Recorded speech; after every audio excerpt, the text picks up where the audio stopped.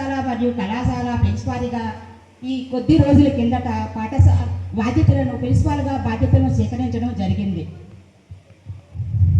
అయితే regarding establishment of our school, ఈ పాఠశాల 2006లో మొదటిసారిగా పెందుర్తిలోని అద్దె భవనంలో 8-9 తరగతులతో ప్రారంభించబడినది. దీని ముఖ్య ఉద్దేశం ఏమనగా ప్రిన్సిపల్ గారు కానీ టీచర్స్ కానీ ఏమైనా హెల్త్ ఇష్యూస్ ఉంటే మా పిఎస్సికి